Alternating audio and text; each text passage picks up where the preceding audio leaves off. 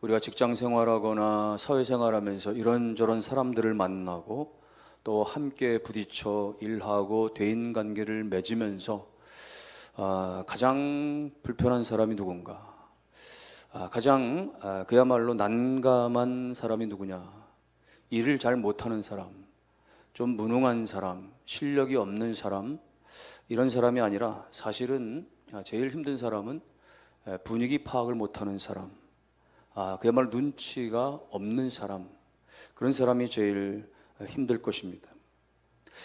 이를테면 회사가 지금 매출이 매우 저하가 돼서 분위기가 매우 안 좋고 일촉즉발의 상황에 회사 사장도 지금 매우 심기가 불편한데 어느 사원이 사장님 저 이번 여름휴가 해외로 가려고 하는데 연차 다 끌어 써도 되겠죠?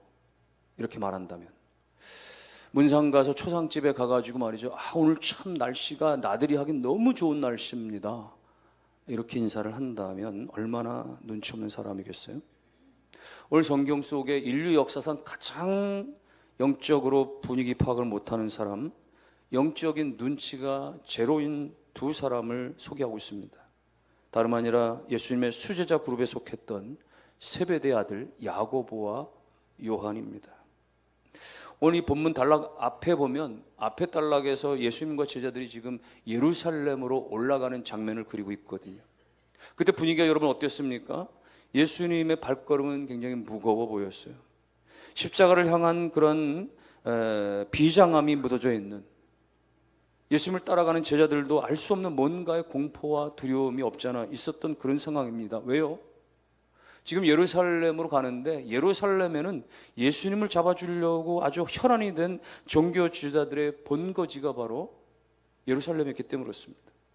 이미 예수님 앞에서 제자들을 불러 모아놓고 세 번째 이르는 자기 순환에 관한 이야기를 이미 가르쳐 주셨어요. 인자가 대제사장들과 서기관들에게 넘겨지게 될 것이다. 그들은 인자를 죽이기로 결의할 것이고 마침내 인자를 향해서 능욕하고 침뱉고 채찍질하고 그리고 죽일 것이다. 이런 자기의 순환에 관한 이야기를 세 번에 걸쳐서 주님께서 십자가 죽음과 피에 대해서 말씀하신 것, 얼마나 비장합니까? 비장하다 못해 가슴이 아려오는 그런 유언과도 같은 장면 아니었습니까? 그런데 오늘 본문 단락으로 넘어오면서 이 35절의 이 숭고한 장면에서 이 무거운 침묵을 깨고 말이죠, 야고보와 요한이, 이 형제가 예수님께서 다가와서 마치 부모에게 떼쓰듯이 이야기하는 거예요. 35절 말씀에 선생님이여 무엇이든지 우리가 구하는 바를 우리에게 하여 주시기를 원하옵나이다. 이게 무슨 말이에요? 지금 주님 백지수표 한 장 내놓으시죠? 그런 얘기입니다. 뭐 내용은 일단 묻지 마시고 무조건 우리가 원하는 거 들어주시겠다고 주님 도장부터 찍으세요, 이런 얘기입니다. 주님이 너무 기가 막혀가지고, 주님이 너무 당황스러워가지고 말이죠, 그래 뭘 원하는 거냐라고 물으시니까 거기에 던진 대답이 37절이에요. 주의 영광 중에서 우리를 하나는 주의 좌편에, 우편에, 하나는 좌편에 앉게 하여 주옵소서. 이게 지금 말입니까? 예수님이 지금 며칠 뒤에 십자가에 못 박혀 피 흘려 죽으시려 그 길 가시는데 이제 도대체 무슨 꿈을 꾸고 있는 거? 이제 예수님께서 예루살렘으로 진격을 하시는구나. 이제 저 로마 놈들 다 몰아내고 예수님이 왕이 되시면, 왕이 되시면, 왕권이 이제 교체가 되어지면, 그러면 초대 총리 누가 하나? 여의정은 내가 하고 좌의정은 요한이 하고 뭐 이렇게 서럽고, 주님 그러니까 주님이 왕이 되실 때에 청와대 수석 자리는 저희 형제가 싹쓸이 하도록 그렇게 해주세요, 그런 얘기입니다. 예수님은 지금 십자가의 피를 생각하고 계시는데 제자들은 지금 왕권의 권력 자리를 지금 누가 맡을 것이냐, 그걸 계산하고 있는 거예요.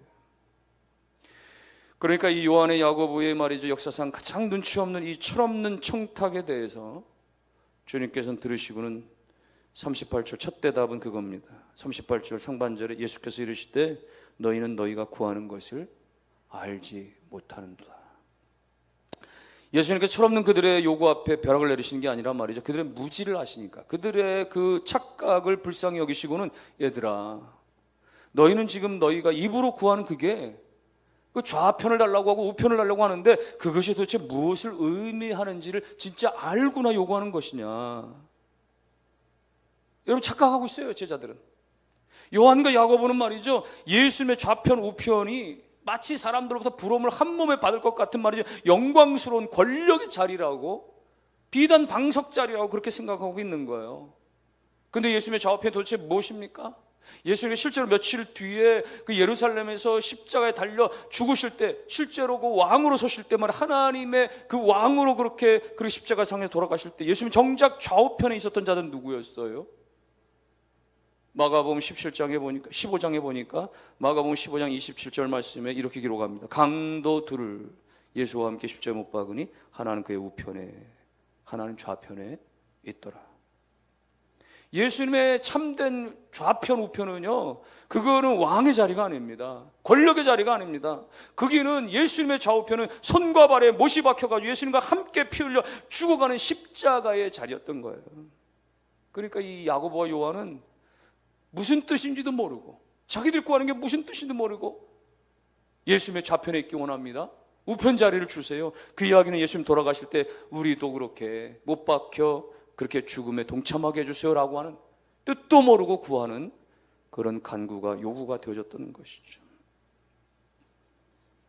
이 이야기를 들을 때 예수님께서 본질적인 질문을 하나 던지시는 것입니다. 38절 하반절이에요.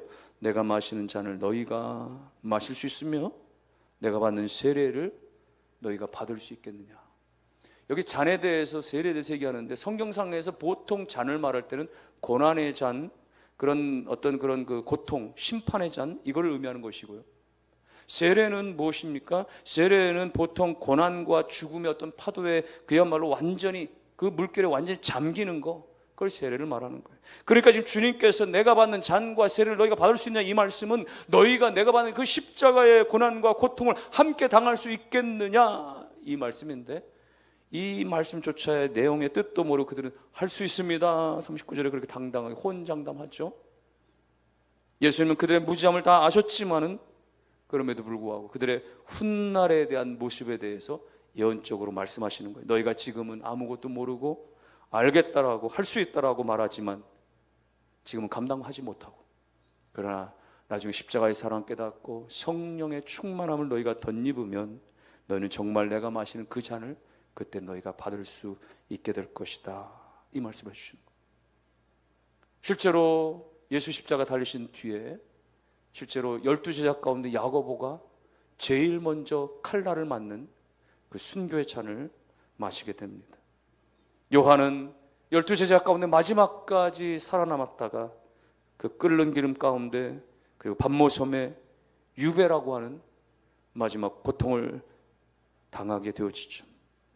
이 철없던 제자들이 지금은 막무가내로 요구하고 그렇게 아무 뜻 없이 할 수 있겠다고 이야기했지만, 그러나 시간이 지나서 예수 그리스도의 십자가의 은혜를 그들이 구구절절 깨닫게 된 다음에, 성령의 임재를 경험한 다음에 진짜 주님의 잔을 마시는 위대한 하나님의 제자가 되는 때를 경험하게 되는 것입니다. 근데 오늘 본문을 읽으면서 가장 흥미롭고 인간적인 장면 하나가 나오는데 41절입니다. 41절에 열 제자가 듣고 야고보와 요한에게 대하여 화를 냈다. 야고보와 요한이 예수님께 가까이 가서 소곤소곤 뭔가 청탁을 하는 것을 말이죠, 뒤에서 보고서는 나머지 열 제자가 이걸 가지고 막 난리를 치는 거야. 야, 너희만 입이냐? 야, 너희만 제자냐? 어떻게 치사하게 우리 몰래 예수님께 가까이 가서 속닥속닥 귀에 대고 그렇게 딜을 하는 거야? 지금 제자들이 말이죠, 마치 그들의 멱살이라도 잡을 것처럼 이렇게 화를 내고 있는 거예요. 여러분, 10명의 제자들이 지금 화를 내는 이유가 뭘까요? 2명의 제자가 우편 주세요, 좌편 주세요 그래야지 예수님의 심기를 건드린 것에 대해서 예수님의 충정을, 예수님을 향한 충정 때문에 말이에요, 거룩한 분노 때문에 지금 화를 내고 있는 것입니까? 아닌 거예요. 10명의 제자들은 화를 내는 이유가, 우리가 선수를 쳐야 됐는데 이거 놓쳐버렸네.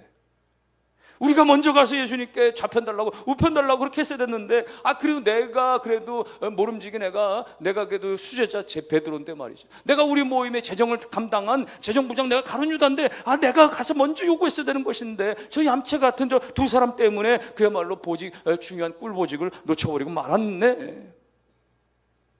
제자들이 억울해서 이 두 사람에게 화를 내고 있는 것입니다.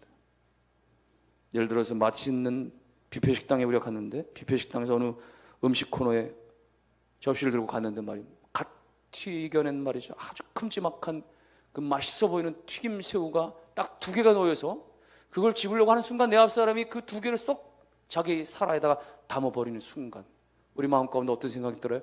야, 저 튀김 새우는 저 사람 먹으면 저거 살찔 테고 저거 건강에 해로울 텐데 저 진짜 안 됐네, 이런 생각을 하는 게 아니라 저 새끼가 내 거 다 가져갔네, 이런 분노의 마음이 드는 거. 여러분, 제자들의 마음이 그냥 그런 것입니다. 지금 야고보나 요한이나 지금 10명의 제자들이나 다 도끼객긴이에요. 거기서 거기입니다. 독토리 키적인 거예요. 12명의 이 전원 제자들이 다 생각하는 게 뭐예요? 마치 세상적인 피라미드의 권력 구조 가운데 있는 것처럼 우리가 더 위에 올라가야 되는데 누가 더 1등이 될 것이냐, 누가 더 서열에 앞서느냐, 이것 가지고 지금 싸우고 있는 거거든요.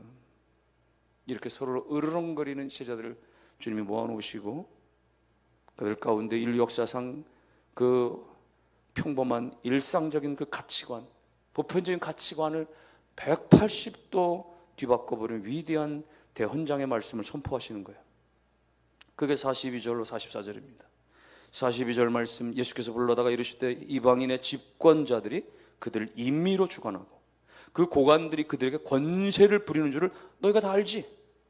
그러나 너희 중에는 그렇지 않을지니 너희 중에 누구든지 크고자 하는 자는 너희를 섬기는 자가 되고 너희 중에 누구든지 으뜸이 되고자 하는 자는 모든 사람의 종이 되어야 하리라. 여러분, 너무 어마어마한 말씀인 거예요. 세상의 구조 방식은 어떻습니까? 피라미드식이에요. 위로 갈수록 좁아지지만 위로 갈수록 더 높아져야 힘이 세지는 거예요. 권력의 자리는 좁아지지만 그러나 그 자리를 차지해야 누군가를 짓밟고 일어서야, 그래야 대접받고, 그래야 박수받고, 그래야 그야말로 힘을 과시할 수 있는 거예요. 그래서 사람들은, 세상 사람은 끊임없이 남을 밟고서라도, 멱살을 잡고서라도 피 터지게 싸워서 그 자리를 잡으려고 하는 거예요. 보세요 여러분, 권력을 잡는 일에 마치 같은 편끼리도 싸우는 거예요. 그야말로 물고 뜯고 싸우는 거예요. 정치권 보세요. 여야를 막론하고 당권을 잡으려고 말이죠. 그래야 총선, 대선에 말이죠, 주인공 역할을 한답시고, 그래서 권세를 누릴 수 있다고 말이죠. 멱살까지 잡고 싸우는 것입니다. 세상은 항상 그런 식인 거예요. 그런데 예수님 뭐라고 말씀하시는? 너희 중에는 그렇지 아니하니. 세상은 그런 식으로 흘러가지만, 사람들은 그런 식으로 살아가지만 너희 중에는 그렇지 아니하니. 하나님의 나라는 그렇지 않다는 것입니다. 피라미드식이 아니라 역피라미드식이라는 것이에요. 하나님의 나라에서 오히려 크고자 하는 자가 섬기는 자가 되어야 되고 다른 사람의 종이 되어야 된다. 하나님의 나라에서는 1등이 되고자 하는 자가, 으뜸이 되고자 하는 자가 다른 사람의 종이 되어야 한다라고 하는 이 놀라운, 일반적인 모든 보편적인 사람들의 상식을 다 깨뜨리는 위대한 말씀을 하고 계시는 거예요. 하나님의 나라는 세상과 다를지니. 세상 사람들은 남을 부리는 사람이, 남을 종이로 여기는 사람이 성공한 사람이라고 대접받고 박수받고 인사받고 그러지만은 하나님의 나라는 그렇지 아니하여 자기 스스로 낮은 자리에 내려갈 때 그때가 가장 섬기는 자리가 가장 위대한 사람이요 그 자리라고 말씀하는 것입니다. 세상의 박물관에는 왕들이 쓰던 그런 황금 왕관들이 잘 전시돼서 너무나 휘황찬란하지 않습니까? 왕들이 앉았던, 황제가 앉았던 그런 자리에 보석들이 박혀있는 그런 아름다운 그 왕좌가 전시되어 있지 않습니까? 사람들은 그것들을 보면서 왕은, 황제는 얼마나 대단했을까 부러워하지 않습니까? 작년 말에 한국에 왔던 트럼프에게 신라 금관 모형을 따서 말이야 도금한 거 말이야 그걸 찬란하게 선물로 주니까 얼마나 좋아했습니까? 백악관에, 박물관에 맨 앞줄에다가 전시했다는 그런 얘기도 있지 않습니까? 여러분, 세상은 그런 식이지만 그러나 우주를 창조하신 만왕의 왕 대신 예수 그리스도의 박물관에는 주님 가운데 가장 빛나는 전시품은 그러나 황금 멸루관이 아니라 주님이 이 땅 가운데 십자가를 지시기 위해서 오셔서 제자들의 그 더러운 냄새나는 그야말로 그 발을 다 씻겨주시고 그 때 묻은 그 발을 닦아주신, 그 허리에 두르셨던 그 손수건, 그것이 주님 앞엔 가장 아름다운 전시물이 될 수 있는 것입니다. 예수님 그러므로 왕관을 쓰시기 위해서, 대접받으시기 위해서 이 땅에 오신 것이 아니라 겸손히 무릎을 꿇고 허리에 두르신 그 수건 그 수건을 뚫으시기 위해서 이 땅 가운데 오신 것입니다. 그래서 오늘 이 45절은 우리 가운데 가장 중요한 말씀을 하는 거예요. 오늘 본문의 하이라이트이자 마가복음 전체의 중심 주제 구절인 이 45절 말씀, 다 같이 우리 큰 소리로 읽어보겠습니다. 인자가 온 것은 도리어 섬기려 하고 자기 목숨을 많은 사람의 대속물로 주려 함이니라. 예수님은 말로만 섬기라 말씀하신 게 아닌 거예요. 당신 자신이 친히 그 섬김의 모델이 되어 주신 것입니다. 온 우주 가운데서 가장 높으신 분 아닙니까? 가장 영화로우신 분이 아니십니까? 그런데 그 하늘의 모든 영광과 존귀를 다 버리시고 이 땅 가운데 낮고 더러운 이 땅 가운데 인간의 몸으로 오신 것, 오셔서는 그 몸을 대속물로, 자기의 목숨을 대속물로 내어주기까지 섬겨주신 것. 여기서 말씀하는 대속물이 무엇이에요? 대속물이, 여러분, 노예시장에서 사슬에 묶여있는 노예들을 말이죠, 풀어서 다시 사는, 그 대신 그 노예를 사버리는 말이죠, 그 지불하는 그런 노예의 몸값, 그걸 대속물이라고 이야기하는 거예요. 우리가 죄와 사망에 그렇게 죄사슬에 꽁꽁 매여서 영원히 죄의 노예가 돼서 영원히 사망의 노예가 되어서 영원히 죽을 수밖에 없었는데, 그리스도께서 십자가에 달려 대신 죽으시는 대속물이 되어주심으로 말미암아 오늘 우리 영원한 죄에서, 영원한 사망에서 살려주시고 영원한 자유를 허락해 주신 것, 이것이 상상할 수 없는 우리를 향하신 주님의 대속물의 섬김의 은혜요 모습인 줄로 믿습니다. 세상 사람들은 끊임없이 남을 부리려고 하죠. 권세를 잡으려고 합니다. 그래서 더 높은 자리에 올라가려고 어떻게든지 혈안돼서 다른 사람을 밟아야 되니까, 다른 사람을 죽여야 되니까, 그래서 내가 올라가야 되니까, 이것이 세상의 법칙입니다. 그러나 하나님의 나라의 위대한 자리는 오히려 내가 지배할 수 있지만, 내가 잡을 수 있지만, 그런데 그걸 내려놓고 오히려 섬김의 자리로 내려가는 것, 그래서 여러분 그 자리가 가장 위대하고 놀랍고 영화로운 하나님의 나라임을 가르쳐 주고 있는 것이에요. 왜 섬김이 위대한 것입니까? 영국 속담에 이런 말이 있습니다.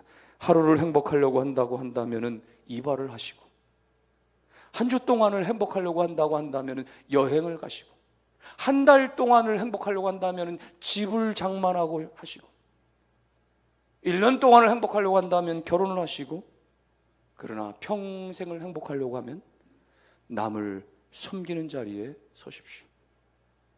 여러분, 그만큼 섬김의 삶이 오늘 우리 인생 가운데 가장 빛나는, 가장 아름다운 축복이 되어진다 하는 것입니다.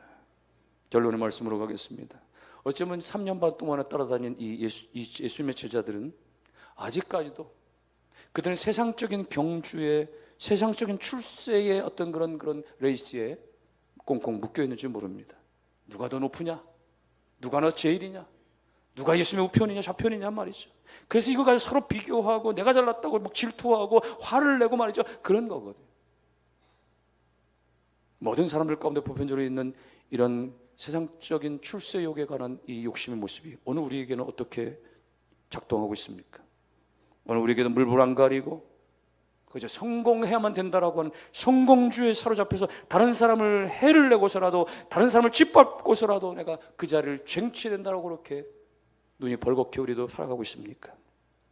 교회 안에서조차도 세상의 피라미드의 그 계급장을 들고 들어와서 내가 이 교회의 지분이 얼마인데, 내가 이 교회의 직분이 무엇인데 라고 하면서 으스대거나 그렇게 누군가의 위에 서려고 하는 모습들이 우리 안에 있습니까? 남들이 잘 되는 것, 남들이 성장되어지는 것을 보지 못해서 배합하면서 은근히 그것을 질투하고 화를 내는 가운데 있습니까? 예수님 오늘 우리 가운데 오셔서 이 세상적인 왜곡된 경주의 모습 가운데 우리 가운데 말씀하시는 거예요. 사랑하는 누구누구야, 그 세상적인 피곤한 출세적 경주 가운데서 이젠 그만 내려오라. 이젠 그만 남을 짓밟고 올라가려고 하는 그런 세상적 피라미드에서 빠져나오라. 내가 너를 위하여 섬겼는 것처럼 너희도 여전히 나와 같이 수건을 들고 그렇게 낮은 곳으로 내려가라. 주님 말씀하시는 것입니다. 우리가 가정에서 내가 가장인데, 내가 남편인데, 내가 어머니인데 하면서 나를 대접해달라고 요구하는 것이 아니라 말없이 내가 다른 가족들의 구성원들의 편의를 위해서 그 쓰레기를 정리하거나 혹은 설거지를 감당하는 자리에 그렇게 말없이 나아가는 그런 섬김의 모습입니다. 오늘 교회에서 내가 인사받으려고 하고 높임받으려고 하는 것이 아니라 아무도 알아주지 않지만 그러나 보이지 않는 한 구석에서 작은 일을 섬기는, 뭔가를 내가 돕고 봉사하고 누군가를 격려하고 세워주는 그 눈물의 자리, 오늘 주님께서 원하시는 낮은 자리인 것입니다.